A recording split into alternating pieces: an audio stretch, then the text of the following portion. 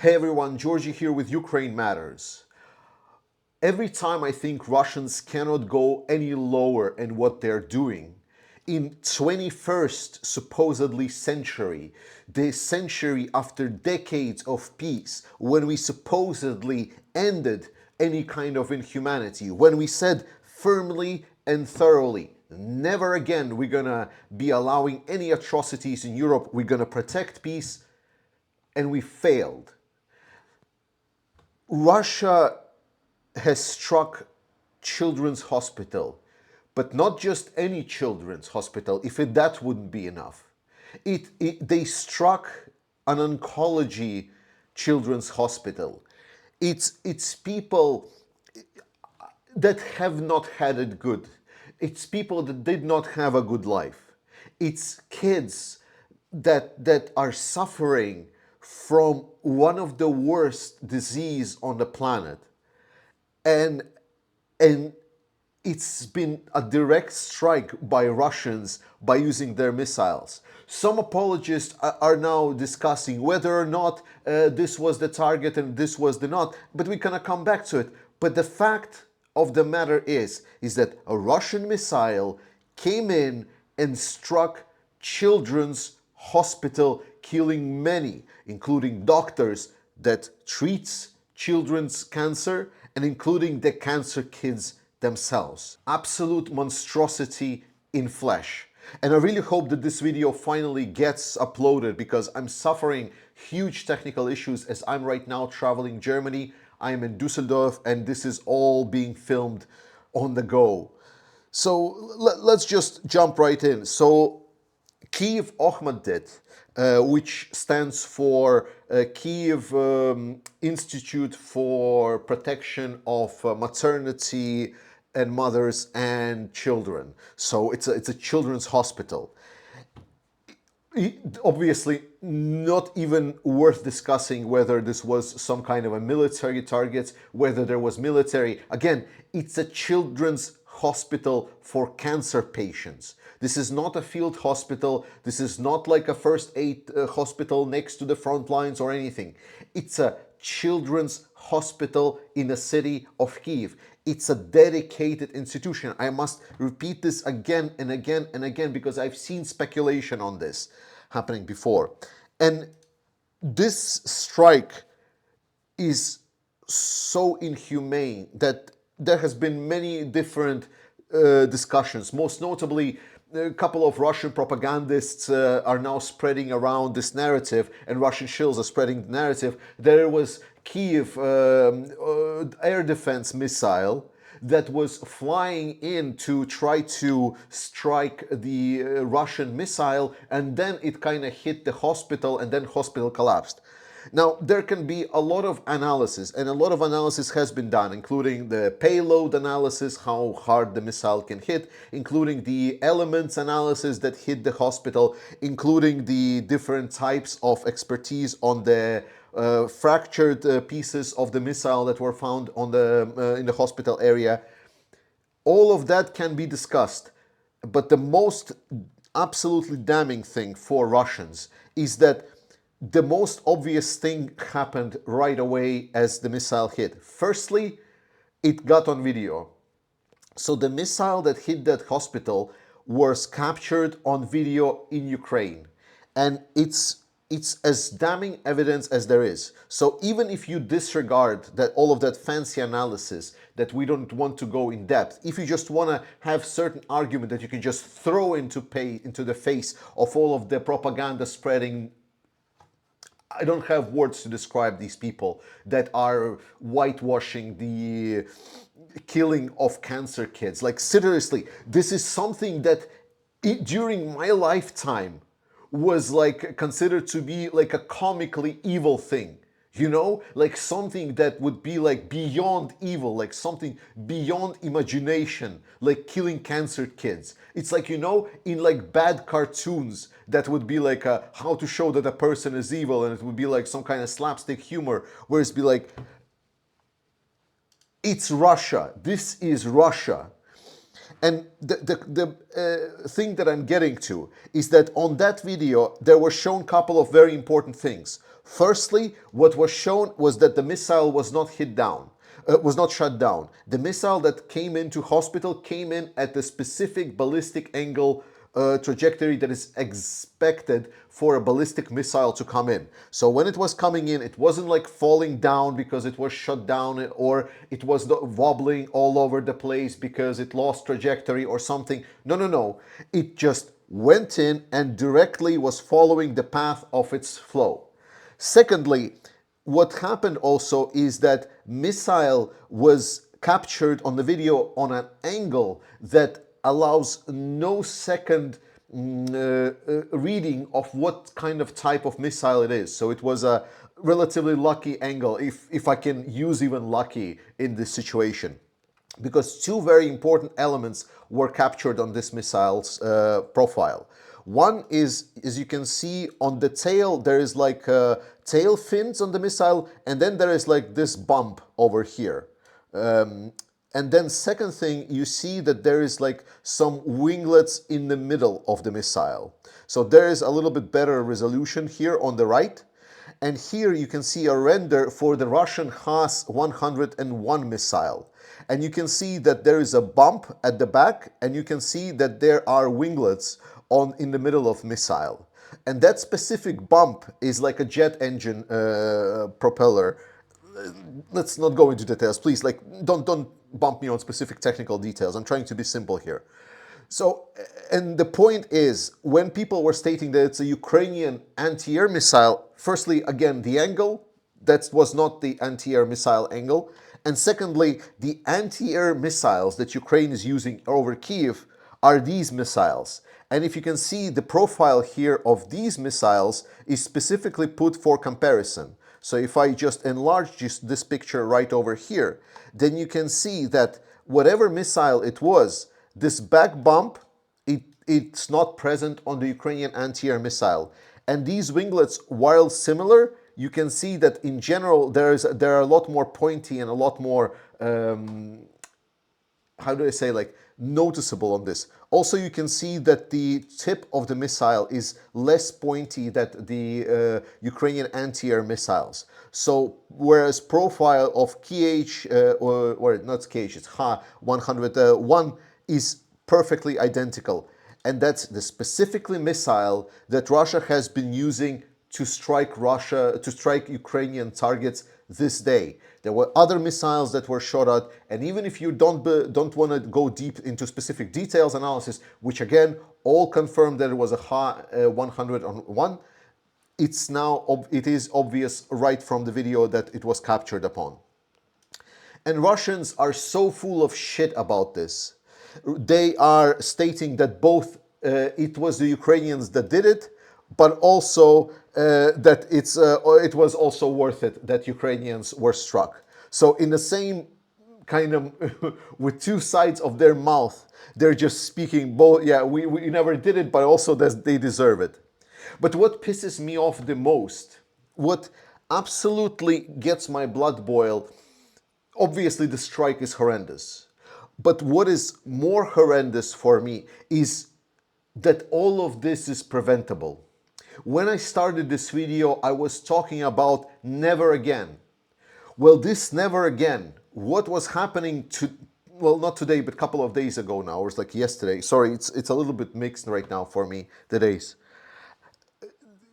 It was preventable because a year ago, Simon Ostrovsky, they made a whole discussion and a whole investigation on how Russia is able to produce Ha-101 missiles. Because if you remember, about a year and a half ago, there was a big discussion and talks that Russia is running out of their strategic missiles. And the fact was that Russia was running out of these strategic missiles, but they started making more. And they started making more because they were able to get their hands on the Western components that are within these missiles.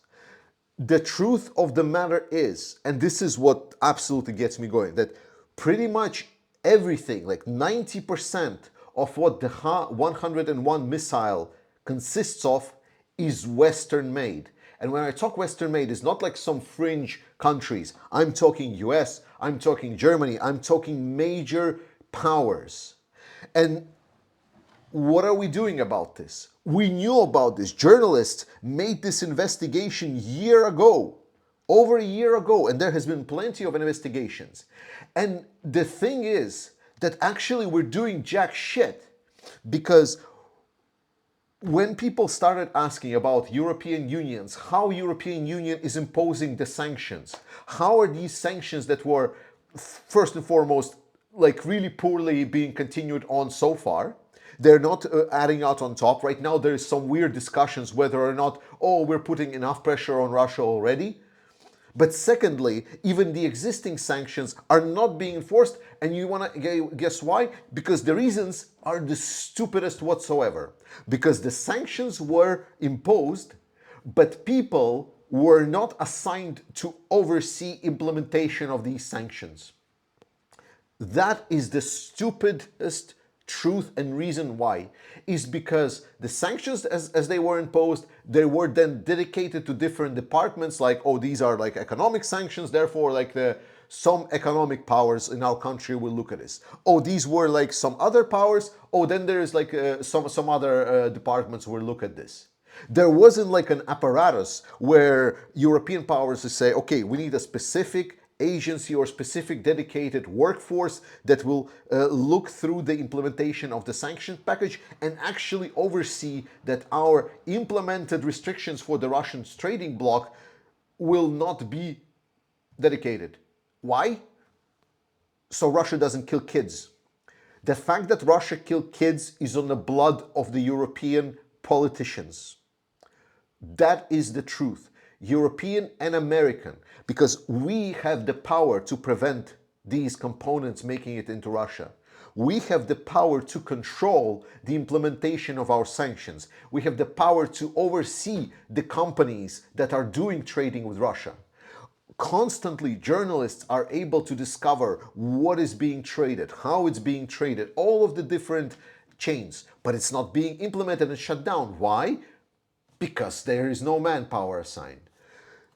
That's why for today I want our action to be is again to write our direct representatives in a newly elected European Parliament for your country and demand that they put some kind of legislation or proposal or motions on the ground to make sure that we start monitoring and implementing the follow-up on the sanctions, so the children in the Ukraine will not get killed because some companies wants to make money and some politicians thinks it's not worth actually following up on the promises that we made to our own constituents. Worse than that are obviously the Russians. This is something, again, that absolutely gets my blood boiling. I speak Russian fluently. I understand Russian fluently. And one of the major drivers for this channel was the fact that I saw a lot of people in the Western society, Europe and US, talk about Russians as they are these semi-nice people, that maybe there is like some misunderstood things. And my biggest frustration, something that always gets me shaken on the inside, is trying to explain just how much of an animals and monsters they are. Here you can see a couple of like screenshots of their media and how they are cheering and reveling in this bloodshed that the Ukrainian cancer kids were dead. And you might say it's like, oh, Georgie, but these are like some couple of messages. This is not representatives. And that is exactly what makes the blood boiling part that I just said. Because it is the absolute majority. Obviously, there are like these obvious ones. The ones that are like, pro-war and so on. They hate Ukraine, they hate everything, they will do this. These are the obvious folk. But the point is, because I speak Russian, I listen to more of the good Russians that are talking about this, the more, oh, I'm actually not for war, not against war, I think there should be peace. It's like some kind of political games. And then you kind of talk with him a little bit, and then, all of that bile starts flowing out. And I've been discussing and hearing this from various sources, even as worse as something like family members talking about it. You know, friends of the family, like some grandpa, some dad somewhere and so on, like excusing Putin, excusing war crimes. Like they know what is happening. They understand very well that Russia. You think that they don't know right now that Putin and Russians strike the children's hospital? Oh my fuck's sake, they do.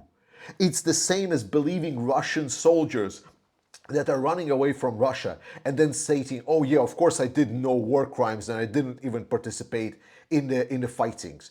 That is something absolutely unexplainable. I cannot explain because I cannot share the full depth of experiences that I have hearing from this. But it's a vile atmosphere. That's why it is crucial, absolutely crucial for Russia to lose. Russians need to have this self-reflection, this society, this inner Russian. They need to reflect on what it is to be Russian, what it is in relation to the world to be Russian. If Russia does not lose the war, it's gonna be the worst of all for the Russians themselves, right? And this is what I am really trying to convey, especially when we're talking about the organizations that are trying to discuss whether or not Ukraine should be accepted, whether or not there should be some kind of a negotiated peace with Russia where we should kind of see some kind of alternative, maybe accept Ukraine. Fuck that shit. The most crucial thing for all parties involved, Ukraine, NATO, us in Europe, Americans, Russians themselves, everyone, is for Putin's Russia to fail, for it to be absolutely demolished on the battlefield, and Ukraine after that accepted to NATO and being rebuilt as a glorious nation there is.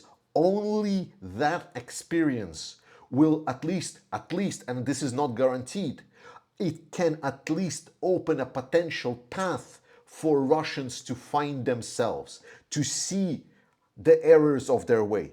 If it is not done, then all of that bile, all of that hatred towards everything, killing cancer kids, yeah, that is what Russians are. That is them. That is their nature coming out, squeezing through their pores like a bloody jelly.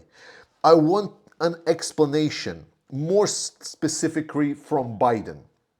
I want to understand, I want to ask Biden one specific question, and I hope it will be asked on that NATO summit that is coming right now on the 9th of July, which is why it is for Biden more important to protect Russian jets from being struck by Ukrainians outside the borders of Ukraine. Because the argument that Ukraine cannot strike inside Russia, its escalation, is obviously not true. Ukraine has been striking inside Russia and well, look, we haven't been bombed, right?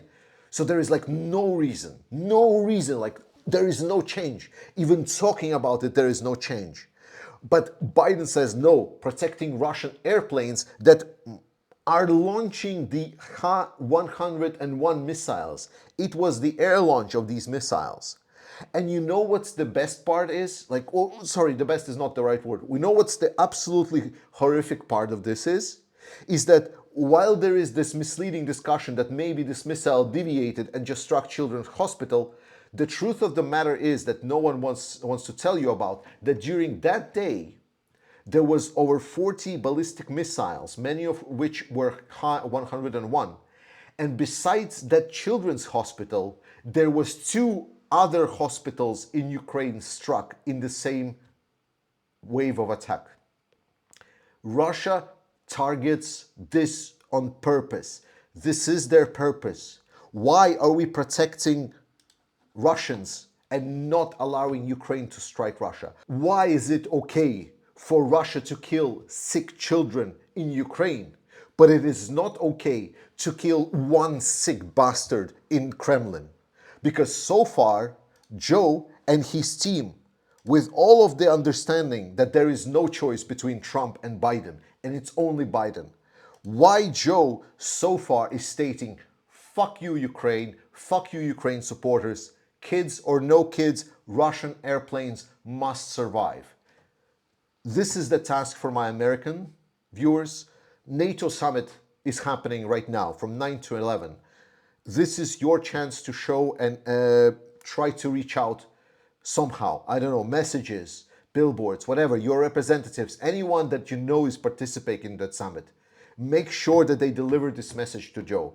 And we in Europe are going to follow up on the aspect of why the sanctions are not being followed up onto. Thank you so much for watching this video, guys. Not a lot of information. I was just heartbroken yesterday. To say that I was emotionally struck is an understatement of the century. I love you. Slava Ukraini, and I'll see you next time.